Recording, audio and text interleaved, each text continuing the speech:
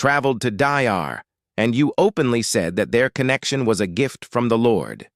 Would it be ethical for you to do that without first consulting Lisa? I could care less. I simply don't care, which is a great thing about being my age. I am fortunate to have a high quality of life. Very few people anticipated this when Jimmy Evans first went live. The entire studio was rendered breathless when he dropped a bombshell about Johnny Lamb in front of thousands of shocked spectators. Was it orchestrated, or was it a spontaneous display of passion captured on film? It all transpired in real time. The suspense, the hush, the unveiling, time. In an effort to make sense of what they just heard, people keep watching the video again and again. The truth about what happened on that program will shock you. On that fateful night, Jimmy Evans went live and no one saw what was coming. It was not furious. Even though he wasn't aiming for fame, his remarks had more of an impact than an angry outburst. Something he had never intended to declare out loud, something that had been plaguing him for years, he finally admitted in front of thousands of spectators. With an air of composed nearly stealthily about his encounters with the Lambs. Particularly Joni, he claimed he had always held them in high regard. In their combined efforts, they had created a platform that felt blessed and a ministry that touched the lives of millions. However, his tone changed while he spoke. His voice carried the weight and sadness of his emotions. And then, in a private conversation many years ago, he stated it. He spoke to Jonathan Lamb's mother, Joni, as though she were God's voice, telling him to submit to her. Silence fell over the room.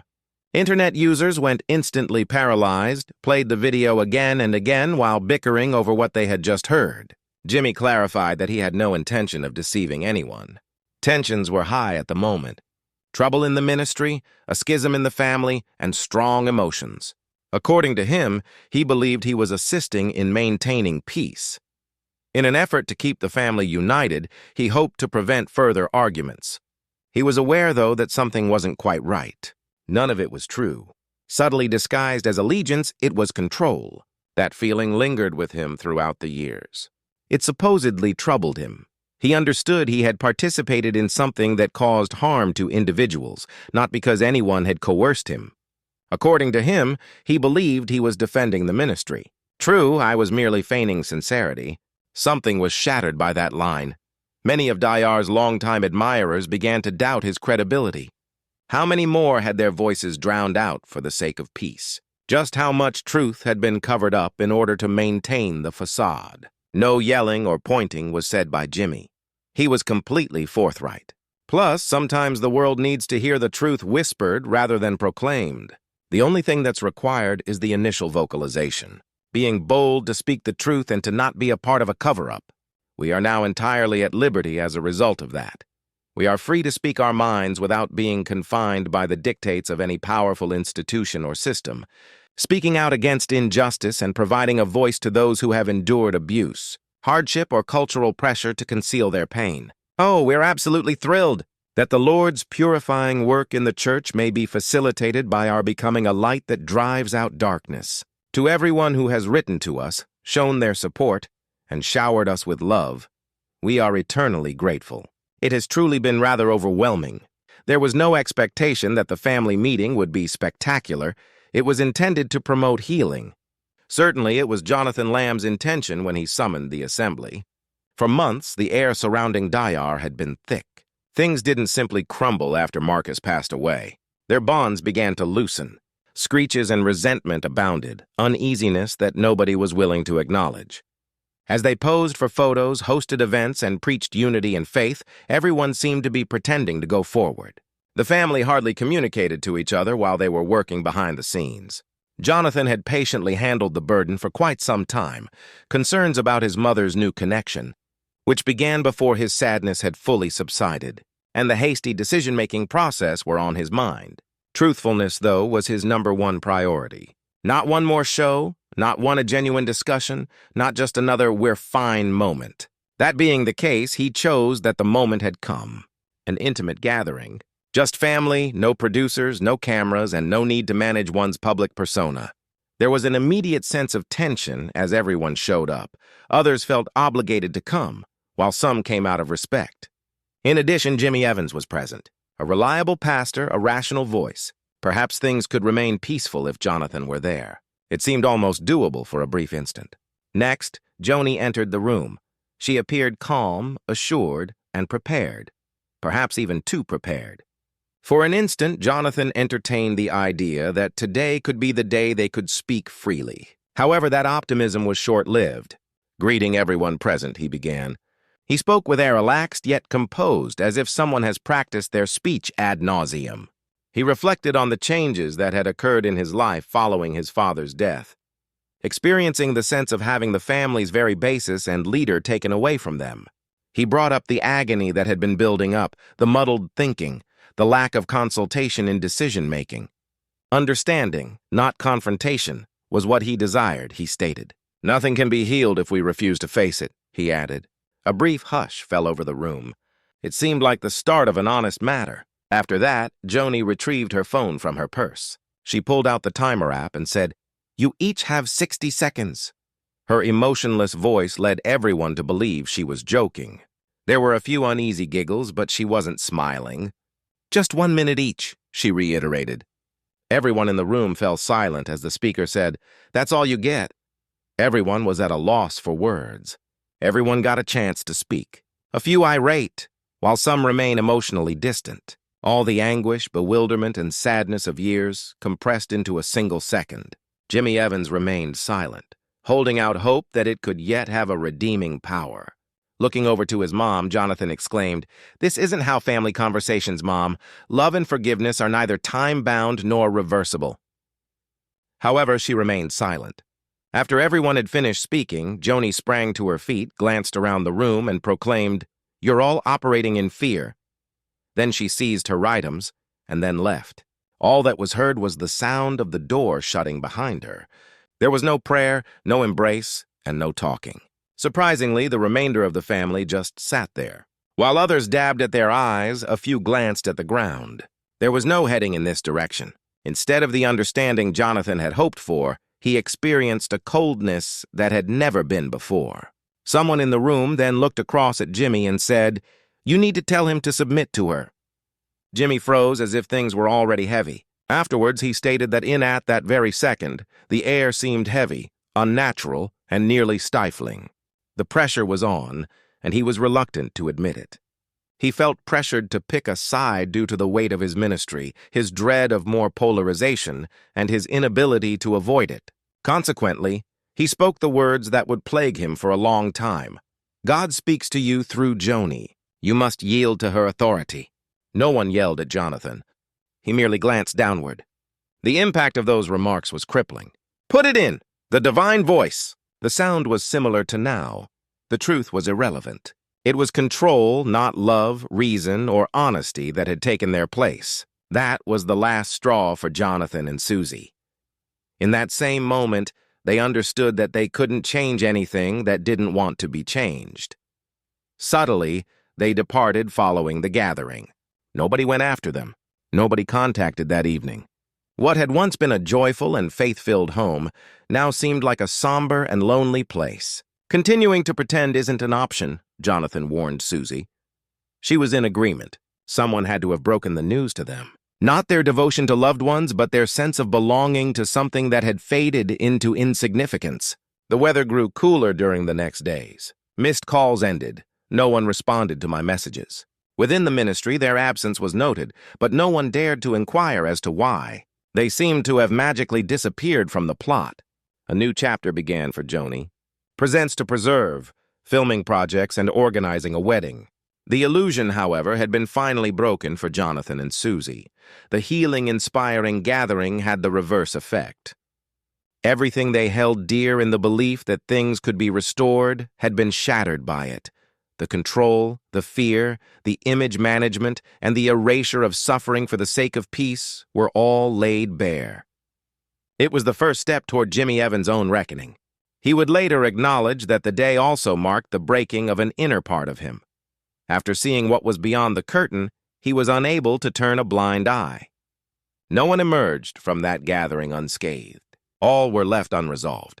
Truth ultimately becoming too huge to hide was the only thing that altered. That particular day affected more than one family. The world behind the scenes started to unravel at that moment. It need not have been that way, and that was the worst part. Sincerity was all that was required. A single individual's decision to prioritize love above control would have been sufficient. Conversely, they opted for remaining silent. Finally, their quiet spoke louder than their words ever could. Everything changed for the Daystars after Marcus Lamb died. There was a period when people assumed the unusual decisions, and abrupt a family's efforts to persevere in the face of tragedy included adjustments. A more fundamental change, however, became apparent as time progressed. Within the ministry, the vibe was different. No longer did it seem like a community bound together by faith. It was as if one were to tread very carefully. Joni Lamb's reputation for strength, confidence, focus, and determination to advance the ministry had long before her. After Marcus passed away, though, that power transformed into something else entirely. Leadership has lost its luster. That was command. She made all the decisions independently, and anyone who dared to criticize her risked danger. Those who were formerly quite outspoken began to keep silent. A lull came to the hallucinations. Gatherings became less time-consuming, chilly, and regimented. Then, seemingly out of nowhere, Doug Weiss arrived. His true acquaintance was limited. After randomly showing up at set one week, he quickly became a fixture at Joni's interviews, family get-togethers, and planning meetings. Months later, Joni made the announcement that they were dating. They tied the knot shortly thereafter. It shocked the workers. Assistiveness was offered by a few. Behind the scenes, others murmured, perplexed at the rapidity of the event. As a result, nobody spoke out. Everyone could understand. One of two things could happen. You rejoice, or either you support the change or you oppose it. Individuals behind the camera started to sense the mounting pressure. Unspoken rules existed. Just agree without questioning. Editors were instructed to steer clear of depressing subjects. No employee, not even in private, was to discuss company business. People were deemed disobedient or rebellious if they voiced dissent on the ministry's course of action. The long-term residents of Daystar started to vanish one by one. Not everyone quit openly. They fired some people. Also saw it was Jimmy Evans. Preaching on topics such as forgiveness, family, and marriage, he has been a part of Daystar for quite some time. Things no longer felt spiritual, though. Something about the whole thing felt manufactured. Conversations were like walking through fog, he remarked afterwards. As if nothing were wrong, everyone pretended everything was fine. Truth felt risky in the ministry that had formerly advocated openness. There was already some distance between Jonathan and Susie. They were unable to continue supporting something that was not sense harmony. In their absence, the Fishers stood out even more. Their absence started to be noticed by viewers. Online inquiries began pouring in. Any news on Jonathan? Asking why Susie isn't the host anymore? Silence was more powerful than words, even when official responses were positive, nebulous, and controlled. Doug, Joni's new spouse, began to play a more prominent part at the same time. During his broadcasts, he offered guidance and began positioning himself in the role of spiritual guide. However, his tone was distinct. His voice was so unlike Marcus's. There was no grace or tenderness in his discussion of faith. Everything he said about dominance, submission, and obedience was spot on in the background. Ministry gave way to monarchy and cultural norms. Family and friends attempted to step in. Friends like Denise Boggs wrote caring letters to Joni, alerting her to the fact that her ego and need for control were getting the best of her. Unanswered were those letters. No longer are calls returned. The circle was gradually emptied of anyone who dared to criticize Doug or the new course of action. Many survivors felt they were acting morally, which was the most tragic aspect. Silence, they reasoned, signified commitment and obedience, loyalty. The society had transformed into an environment where people were scared to speak out for fear of losing their jobs or being branded as disloyal to God. They didn't consider disagreement to be human. Many saw it as a form of spiritual defiance. Daystar continued to run. The illumination remained strong. The shows went on. Those grins appeared to be real. However, the whole essence of the location had perished. The harmony that generated millions of viewers per episode has vanished. A sense of dread had taken its place. Praying and speaking about liberation and forgiveness continued on the air. However, many were merely surviving, emotionally and spiritually tired, and quietly hoping for a change behind those staged moments. Jimmy Evans, who had fervently supported the ministry before, started to understand the truth. In retrospect, he reflected on how a message of faith might be subverted to silence, and how easily well-meaning intentions could be exploited for control. After he laid eyes on it, he couldn't turn a blind eye. Serving God has fallen out of favor within Daystar's culture. Power was being safeguarded. It was intentional for every decision, message, and carefully phrased statement to maintain the impression that everything was fine. But individuals who had spent sufficient time there was aware of the problem. No longer was there love. Gone was the mirth. The ministry was now well known. And behind that label lay a broken family, a terrified workforce, and an unspoken truth. The control culture did not suddenly emerge. It was subtle, sneaking in under the radar as loyalty and order. However, there was no turning back once it took root. Even if nobody spoke a word, it was how it felt for everyone. It was a gradual decline.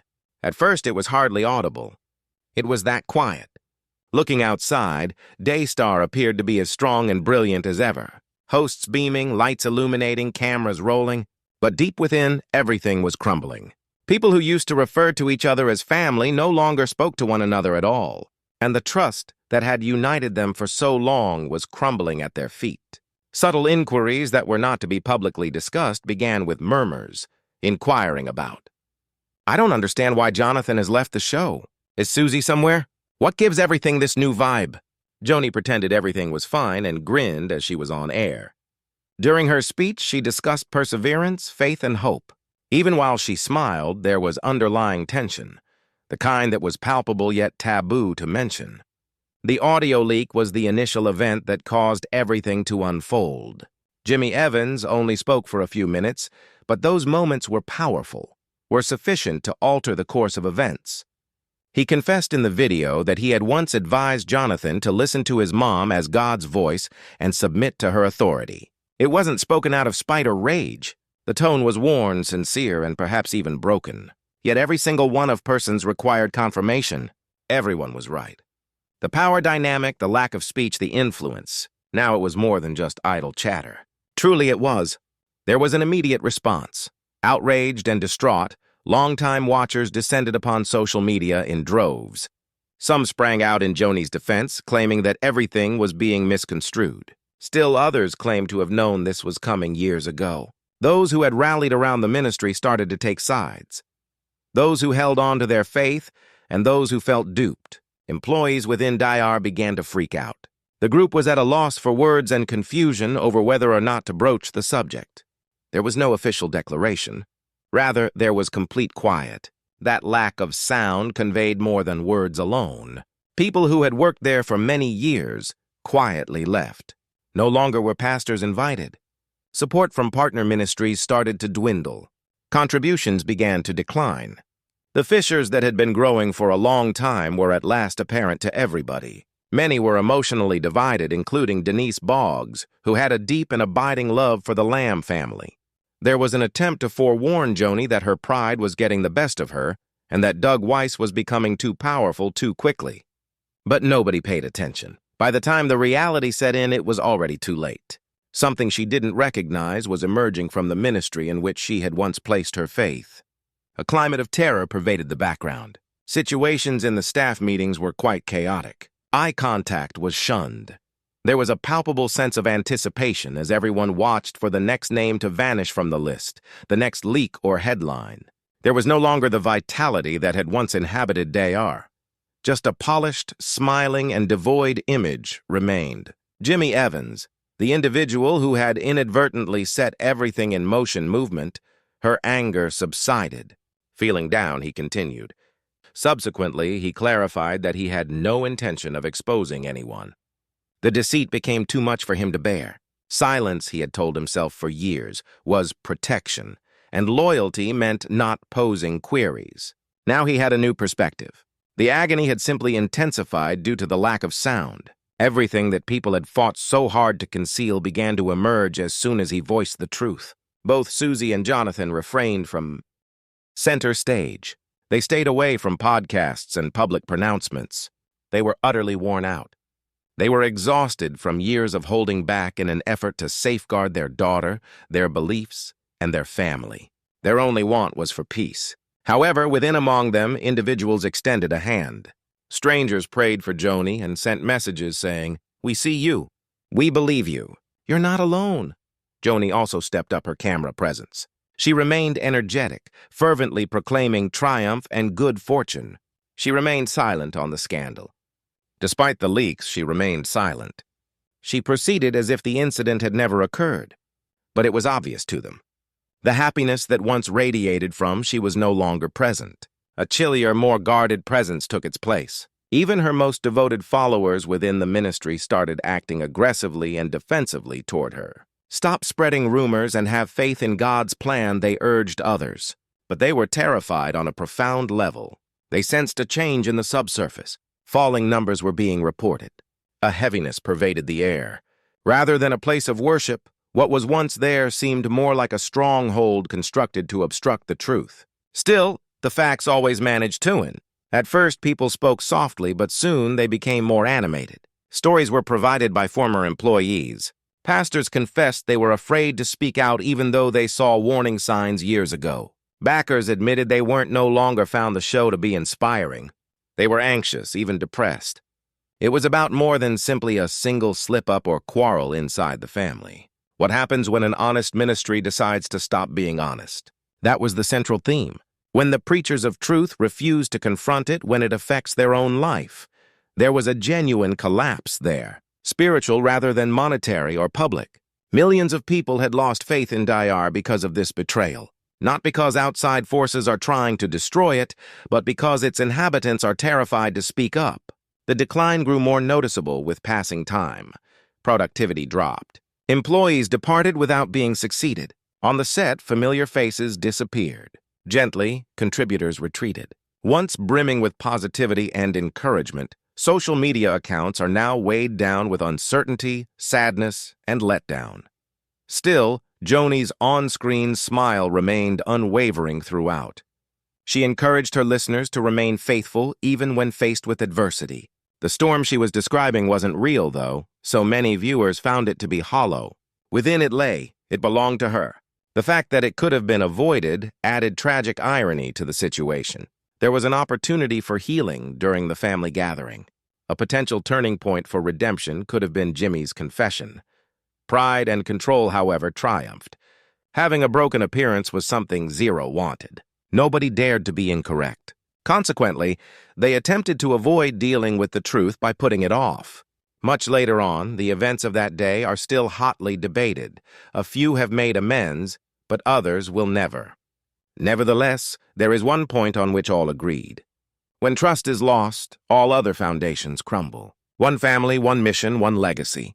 They all fall apart in the same manner, unrelated to any major disaster, but it started with a myriad of tiny fissures that went unnoticed till the very end. And such was the downfall of Daystar, silently, not in flames. Nothing had happened. However, the cameras continued rolling and the lights remained on. The reason being that when the truth then exits the room, leaving only performance. And when trust is lacking, no amount of flawless performance can make up the difference. Upon the loss of that confidence,